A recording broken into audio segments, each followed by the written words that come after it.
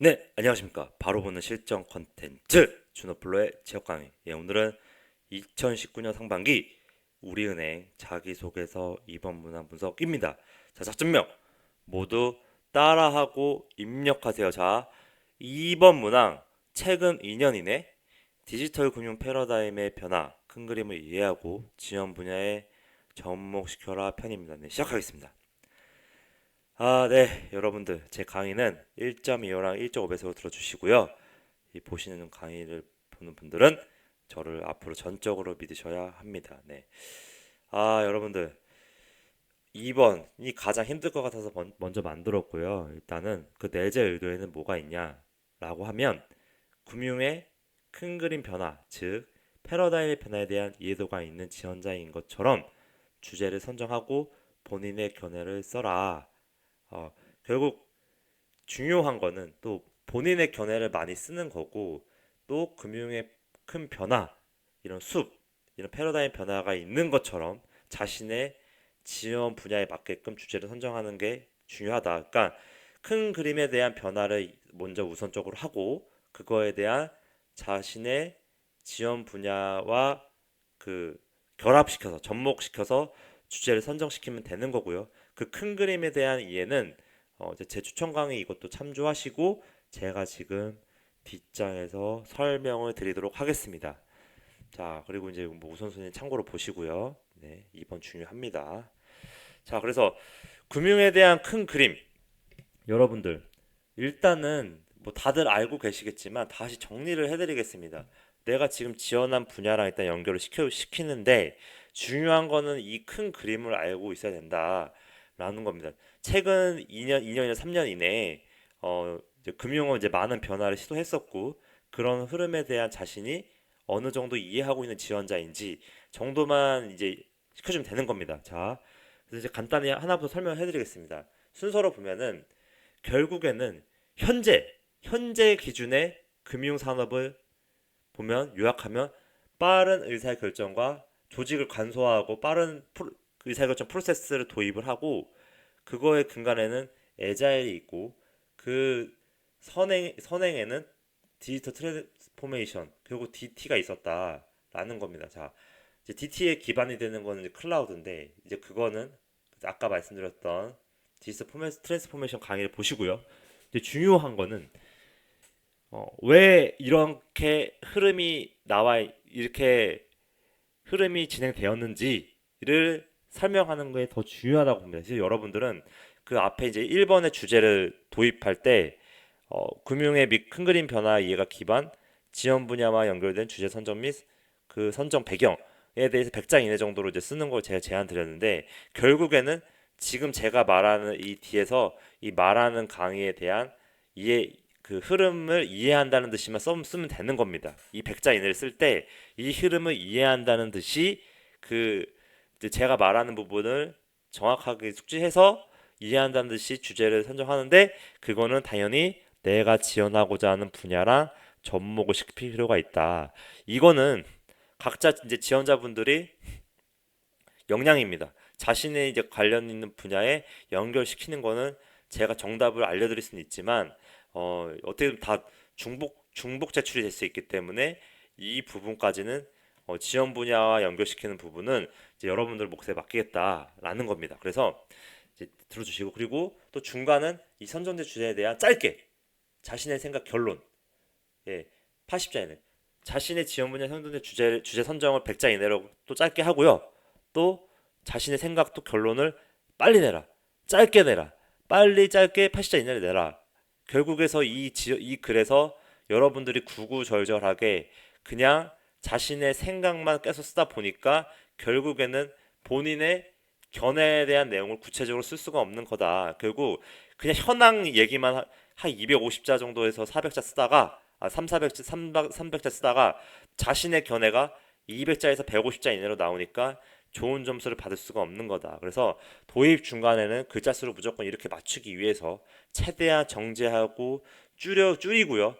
마지막에 마무리가 결국 자신의 생각, 결론에 대한 본인의 견해 이게 320자로 들어가야 되고 그리고 왜 자신의 생각이 그런지에 대해서 현재 인터넷상에서 조사할 수 있는 내용, 뭐 책이라든지 논문도 좋고요. 그거에 팩트 기반의 근거도 제시해주면 조금 전문적이고 충분히 가점이 될 거고 마지막에 임원의 내리를 흔드는 이런 자소서가 될 것이다 라는 겁니다. 팩트 기반의 근거도 들어갈 것입니다. 그래서 그래도 또 임원의 내리를 흔들려면 결국에는 이런 금융의 변화에 대한 큰 그림을 이해하고 있는 지원자인 것처럼 자소서를 써주는 게 중요한데, 자 여러분들은 어, 이제 쓰실 때 이 큰 그림 안에서의 이제 왜 이제 이렇게 나왔는지 이제 이런 거를 알려드리도록 하겠습니다. 금융은 원래 전통적으로 뭐죠?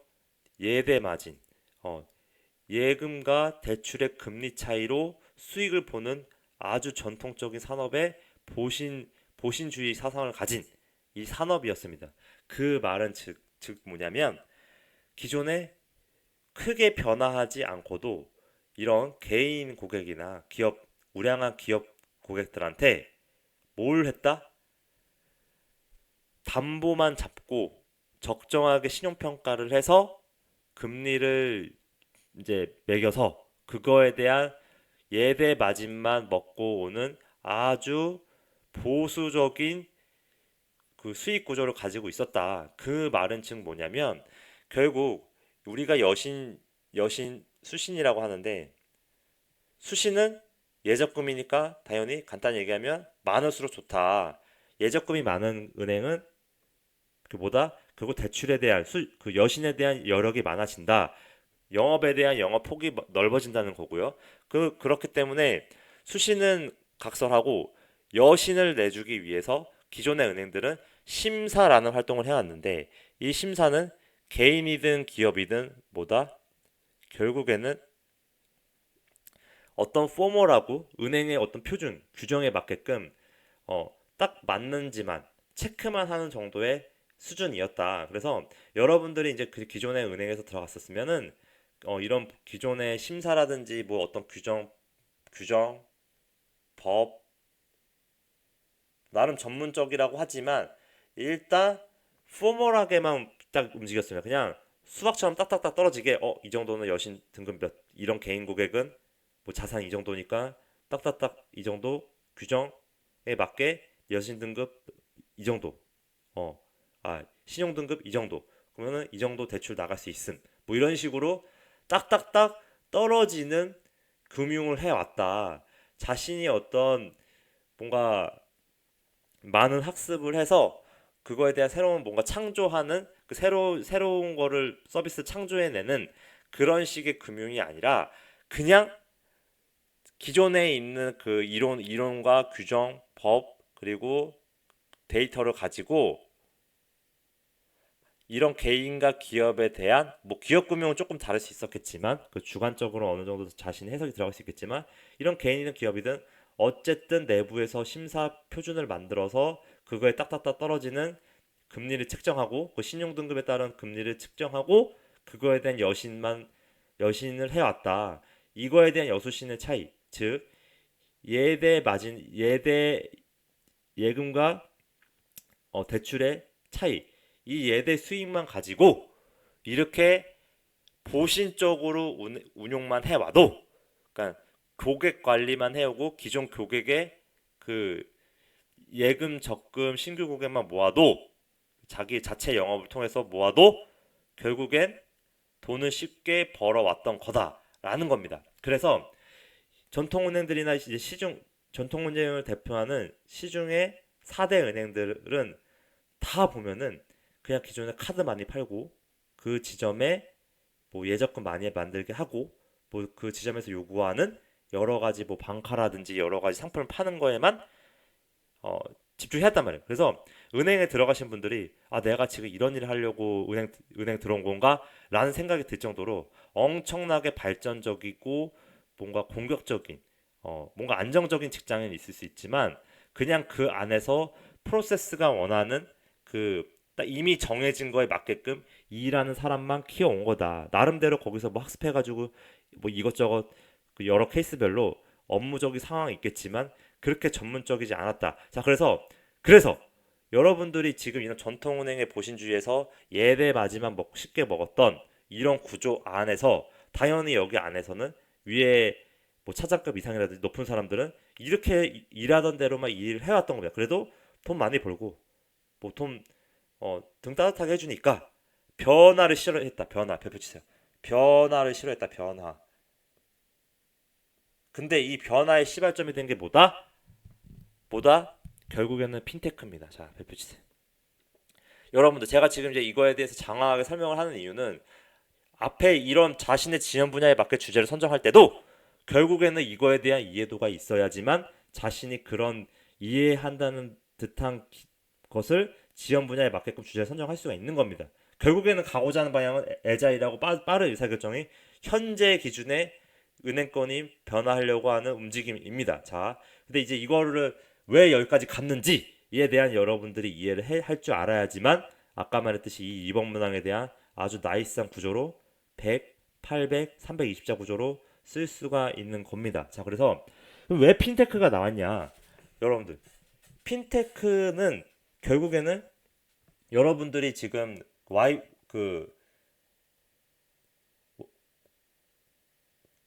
와이파이를 쓸 때도 결국 이제 인터넷 속도가 3G에서 4G로 바뀌는 그 시점, 이 시점에서 여러분들이 핀테크가 살아났다고 생각하면 되는 겁니다. 자, 우리가 스티브 잡스가 아이폰이라는 걸 만들었을 때 결국에는 인터넷을 이렇게 손 모바일을 통해서 할 수 있었듯이 그 이후 시점에 우리가 뭐 주식이라든지 특히 은행의 계좌 이체를 뭘 갖다 했다? 기존에는 홈페이지만 갖고 공인인증서 갖고 했다가 이제는 모바일 가지고 했었고, 그러면 이제는 기존에 지점 가서 막 사람 그 은행원이랑 맞닿아 가지고 은행 이체를 하든지 아니면 ATM기를 했다든지 뭐 이런 식의 입금과 이체 작업을 했을 때 굉장히 불편했는데 이제 모바일이라는 거 생긴 거 나서부터는 우리가 이 조그마한 단말기 안에서 모든 걸 할 수 있게 됐다. 그래서 당연히 이 3G에서 4G로 가는 이 시점에 엄청나게 모바일에 대한 그 사용자들이 급증을 했거든요. 급증. 자, 이런 모바일에 대한 데이터 트래픽이 증가할수록 결국에는 핀테크가 살아날 수밖에 없었습니다. 이런 흐름에 맞춰서 결국 핀테크라는 거는 이런 흐름에 맞춰서 결국 홈페이지나 이런 모바일 단말기로 그 은행 계좌 조회나 이체든 이런 다양한 업무들을 할 수 있게끔 했는데 죄송합니다. 지금 경험했는데 했는데 이런 상황 안에서 보다 결국에는 인터넷 은행이라는 매기가 나왔다. 펼치세요.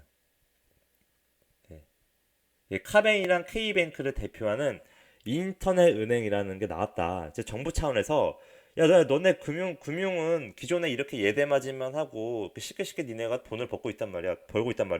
너네가 그냥 개인한테 기업한테 그냥 담보만 잡고 뭐 금리만 떼는 돈 빌려준 거에 대한 이자만 받으니까 당연히 이 개인이 파생을 해도 너네는 담배 받은 걸로 니네가 회수를 하니까 너는 절대 손해를 보지 않는 장사를 하고 있다. 그래서 무조건 돈을 버는 구조였다. 근데 이런 상황에서 모바일이라는 게 그 데이터들 급증하는 이런 사용자 늘어나다 보니까 당연히 이 사용자들은 이 금융에 대한 이 편리함을 느끼고 더 많은 거를 요구하게 됐다라는 겁니다. 그래서 이런 상황에서 정부도 발 맞춰서 이제 핀테크에 대한 거스를 수 없는 흐름이다 보니까 이 모바일이든 홈페이지를 통해서 어떤 IT 기술, 디지털 기술 기반의 새로운 신규 서비스로 고객의 페인 포인트, 불편한 점을 해소시켜 줄 수 있게끔 너네 은행권들도 자체적으로 그런 기술력이나 자생력을 가지고 그런 신규 서비스를 창출해라. 그리고 더 나아가서는 뭐 여러 가지 인공지능 빅데이터를 활용한 뭐 챗봇이라든지 여러 가지 서비스를 이용해서 신규 일자리를 창출해라. 라는 이런 변화의 주문을 드라이브로 걸었던 겁니다. 자, 그래서 이런 변화의 흐름에 맞게끔 여러분들 핀테크라는 게 급부상했는데 그거에 대한 이면에는 인터넷 은행이라는 게 있었었고 이 인터넷 은행이 현재 기준에는 뭐 은산분리법이라든지 여러 가지 규제에 아직 국회에 이제 이런 머물러 있는 단계지만 국회 그 표결 받는 거에 대해서 그 머물러 있는 단계지만 그래도 현재 이런 인터넷 은행이 약간의 드라이브는 됐다. 그래서 이제 시중은행, 특히 이제 우리은행이나 뭐 이제 KB국민은행이나 뭐 기업은행, 뭐 여러 가지 그 KB 하나은행 등 이런 은행들이 결국 변화를 시도하기 시작했는데 그 시발점이 디지털 트랜스포메이션이다라는 겁니다. 자, 인터넷 은행이 나타났고 그거에 맞춰서 우리가 디지털 트랜스포메이션이라고 했는데 사실 4차 산업혁명이 일어나면서 4차 산업혁명이 이라는 거가 생기면서 그냥 있어 보이는 말로 디지털 트랜스포메이션. 그냥 뭐 데이터 활용하자. 뭐 인공지능이나 그 빅데이터가 이제 하도 이슈가 되니까 디지털 트랜스포메이션이라는 단어를 만들어내게 됩니다. 근데 결국은 이 디지털 트랜스포메이션은 여러분들은 제 그 클라우드 강의, 그러니까 DT 강의를 보시면 나옵니다. 디지털 트랜스포메이션은 이 강의를 참조해서 이해를 하시고요. 근데 그거에 나오게 된 이면에는 이렇게 인터넷 은행이 나오니까 뭐다? 신규 서비스가 필요해졌다. 신규 서비스. 신규 서비스에는 어떤 특정 IT 기술이 필요한데 그 IT는 인공지능과 결국에는 빅데이터였다. 빅데이터 그리고 블록체인이다. 자, 사실 이 블록체인은 인증기술이라 공인인증서로 대체할 수 있는 기술이고요. 그리고 뭐 여기 안에 뭐 이제 지문인식 같은 것도 있을 수 있는 거고요. 뭐 홍채인식이나 지문인식도 될 수 있는 거고, 뭐 인증기술이 될 수 있는 거고요. 모든 거는 다 보안과 결부되어 있습니다. 그리고 빅데이터나 인공지능은 같은 건데 결국에는 빅데이터가 있어야 인공지능을 할 수 있는 겁니다. 자, 이런 것 때문에 이런 신기술들이 막 나오니까 그때 뭐 알파고도 나오고 막 이러니까 이런 거를 공격적으로 인터넷 은행에 그 대처해서 이런 신규 서비스를 도입하려는 노력이 결국에는 디지털 트랜스포메이션입니다. 자, 인터넷 은행에서 여러분들 지금 카뱅으로 그 대출 한번 받으려고 해도 1분 이내에 여신 심사가 끝납니다. 자, 그러면 당연히 은행들은 그거를 보고 위기감을 느꼈겠죠. 이제 우리 지점이나 우리 핸드폰 단말기가 아니어도 그냥 여신 대출을 1분 만에 심사를 끝내서 바로 돈을 싸주네. 이런 간편함과 편리함, 이 속도를 가지고 이게 IT 기술이 해결을 해준 거거든요.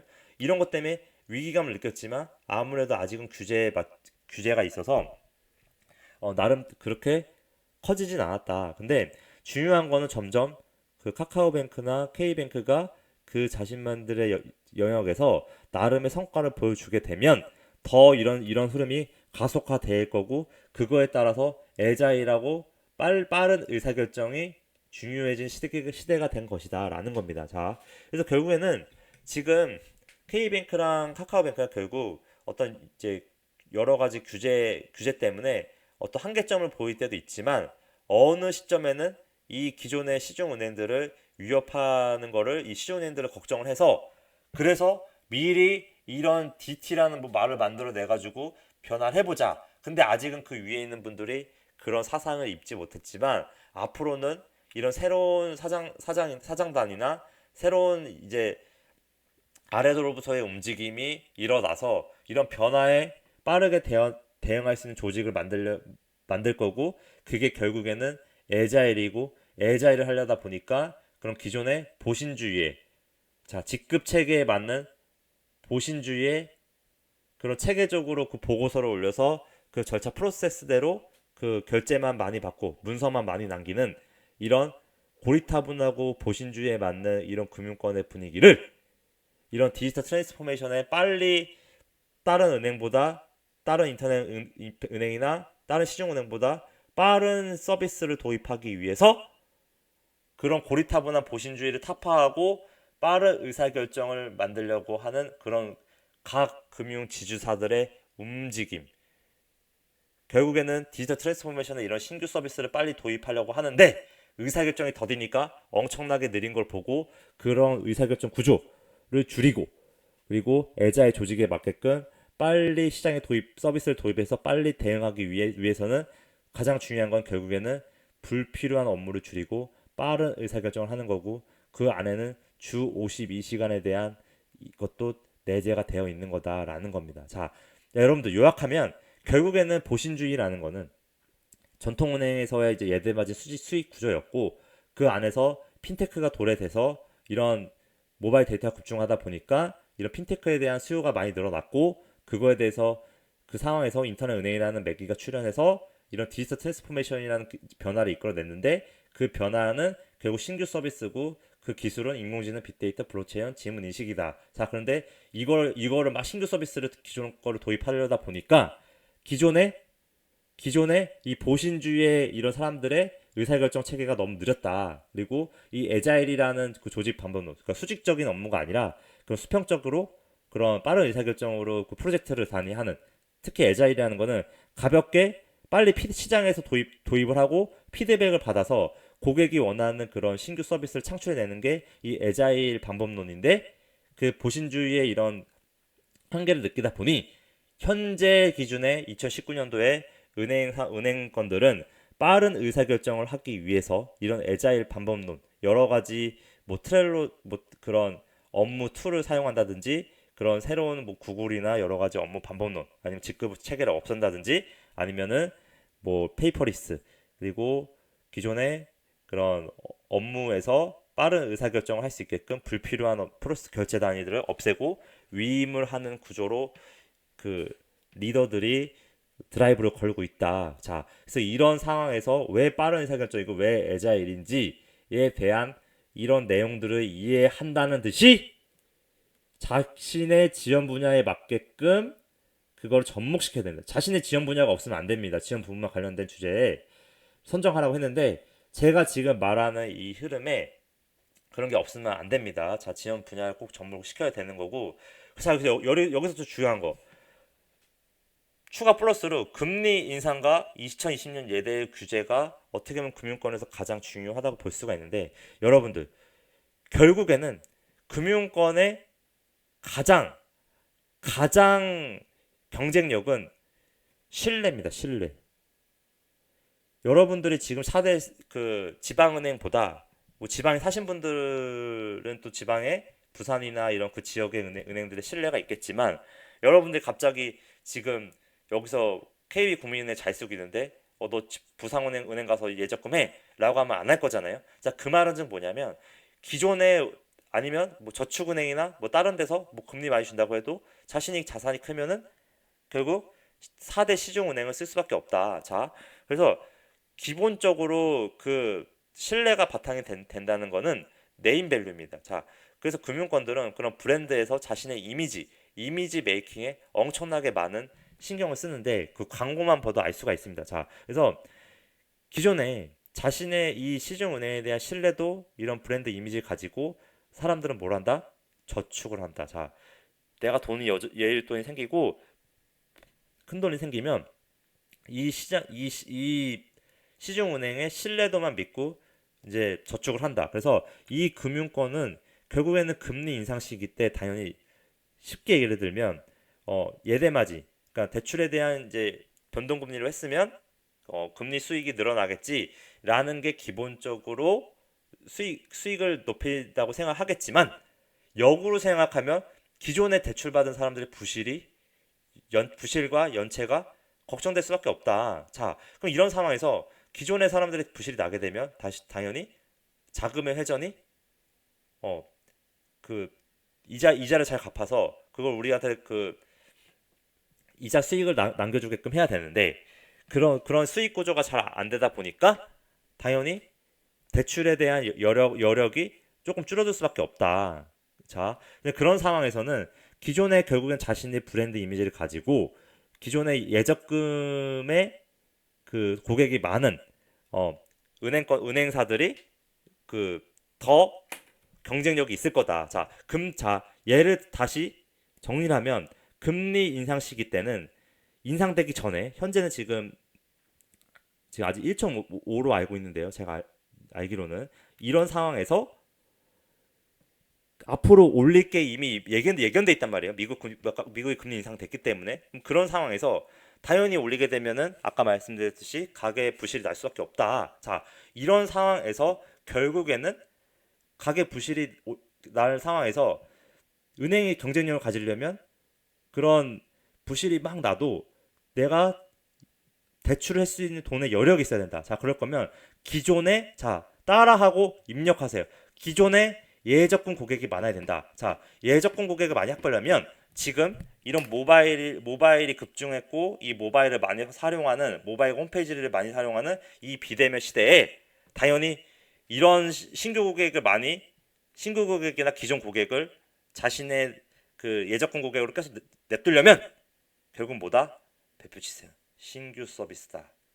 이런 금리 인상 시기에도 자신의 지원 분야에 맞게끔 자신이 해석해서 쓰려면 결국에는 이 금리 인상 시기에도 이런 신규 서비스가 왜 생겼는지, 자, 결국에는 이렇게 금리 인상 되면 예적금 고객의 고객을 붙잡고 있었든지 신규 고객을 유입을 시켜야 경쟁력이 되는 겁니다. 자, 왜냐면 대출로 부실이 나는 사람들이 많이 발생할수록 기존의 예적금 고객을 많이 가지고 있어서 대출 여력을 많이 가지고 있는 은행사들이 경쟁력이 있다 보니까 당연히 이런 디지털 트랜스포메이션을 통해서 신규 서비스, 인공지능, 빅데이터 이런 블록체인, 지문인식 이런 다양한 은행들이 이런 서비스를 도입을 해서 고객 편의성, 고객의 페인 포인트를 해결해 주려고 했던 노력, 이면에는 이런 것도 있다라는 게 지금 참 알려드리고 싶어서 이렇게 만들었고요.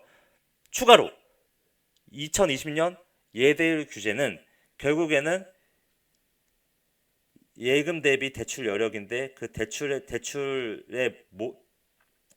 이제 분자에는 기업과 개인이 있습니다. 근데 당연히 그 예대율 규제니까 이거를 만약에 이제 100으로 규제를 한다고 쳤을 때 기존에 이런 신규 고객이나 그 기존 고객이 예금을 많이 하게 하는 구조는 금리 인상되면 당연히 되겠지만, 자, 중요한 거는 이 대출에 대한 규제가 뭐로 바뀌었다? 개인에 대한 가중치가 15%나 올라갔다. 자, 이 말은 즉 뭐냐면 기업은 1.15%가 떨어지고요. 자, 그 말은 즉 뭐냐면 결국에는 개인에 대한 가계대출을 줄여라인 겁니다. 지금 가계부채가 엄청 높아졌죠. 그러면 이런 기업 위주의 대출을 많이 해라. 가중치가 낮췄으니까. 자, 이런 것 때문에 결국에는 이런 예대율 규제 안 해도 너네가 이 기존의 가계대출만 했던 보신주의에서의 그 쉬운 수익 구조가 아니라 그 가게는 그냥 개인한테 쉽게 담보만 잡고 그냥 신용평가 돌려서 그거에 대해서 니네가 돈 못 갚으면 담보 잡은 거 회수해서 자신의 이익만 보면 되는 구조였거든요. 손해를 절대 안 보고. 근데 가계부채대로 지금 집값만 엄청 올려놓고 개인들은 계속 이자만 내서 그거 쉽게 금융권들은 돈을 엄청나게 벌고 있습니다. 지금도. 단기 순위 보면 딱 아실 거예요. 자, 근데 이런 상황에서 여러분들이 결국 그 기업 대출 위주의 너네가 성장할 수 있는 그런 좋은 기업에만 투자를 해라 라고 해서 이렇게 낮췄지만 기존의 은행권들은 당연히 이런 기업에 대한 가중치를 낮춰도 당연히 이런 시점에 개인에 대한 대출을 유지할 거고 그냥 예금 적금을 늘리려는 포지션으로 갈 거다라는 겁니다. 그러려면 당연히 신규 서비스를 더 이용하게끔 그런 도입을 많이 할 거고요. 자, 이게 지금 금융권의 포지션이고 이 중요한 이슈들만 얘기를 해드렸으니까 자신의 지원 분야에 맞게끔 조금 더 이해해서 다시 돌려서 보고, 그리고 이 추천 강의는 꼭 필수로 보세요. 이거를 봐야지 지금 제가 말한 내용이 어떤 건지 다 충분히 이해가 되실 거고, 이거는 필수입니다. 필수. 전공 필수할 때 필수처럼 이번 문항을 쓸 때 무조건 이거는 들어야 되는 강의입니다. 자, 그리고 여러분들이 지금 이 강의 봤을 때 자신의 지원 분야나 접목하기 어렵다라고 생각하면 쉽게 너무 그렇게 어렵게 쓰지 마세요. 그냥 여기서는 내가 지원하는 분야는 짧게 언급을 해줘도 그냥 내가 큰 그림에 대해서 이해를 하고 있어서 이 정도 쓰시면 되고, 제가 지금 그걸 이해시켜 드리려고 이렇게 길게 정확하게 설명한 겁니다. 자, 그래서 그렇게 써주시고 이 중간은 이렇게 결론을 짧게 내는 게 중요한 겁니다. 두 개는. 그리고 마무리는 자신의 그 견해를 그냥 생각나는 대로 쓰되 그 안에는 하나 정도의 팩트는 중요하다. 이런 근거도 나름대로 제시해주면 조금 전문적으로 보일 수 있어서 가점이 될 수가 있고요. 그리고 이 지금 주제를 선정할 때 제가 지금 나름 생각하는 강의에서 언급했던 것들에 대해서 키워드니까 여기서 하나를 나름의 주제를 선정할 때 참고하시든 자신의 지원 분야에서 조금 더 자신이 알고 있는 분야가 있다라고 하면 그걸 덧붙여서 주제를 선정해도 좋은데, 중요한 거는 앞에 도입부에 이 면접관들이나 이 서류 채점관들이 딱 보는 순간에 얘가 조금 금융권에 대한 이슈를 조금 이해하고 있고 이런 큰 그림을 이해한다는 듯이, 자 따라하고 입력하세요. 이런 큰 흐름과 이런 관점을 이해한다는 듯이 써주면 되는 거다. 근데 그거를 구구절절 쓰지 말고 그냥 짧게 이해한다는 듯이 쓰고 그 선정 배경, 주제 선정을 자신의 지원 분야로 하되 마지막에 결국 자신의 견해를 쓰고 팩트 기반의 근거도 추가해줘라 라는 겁니다. 그래서 결국 본인의 견해를 쓸 때도 이거에 대한 이해도가 기반이 된다라고 하면 아주 나이스한 자소서가 될 겁니다. 자, 하다 보니까 길어졌는데요. 중요하고 여러분들이 어려워할 거기 때문에, 네, 이건 다들 아시는 거니까 주치사 카페도 많이 가입을 해주시고, 예, 구독 많이 부탁드립니다. 예, 네, 채팅 시간에 간단하게 물어봐 주시고요. 구독은 목표가 있습니다. 감사합니다.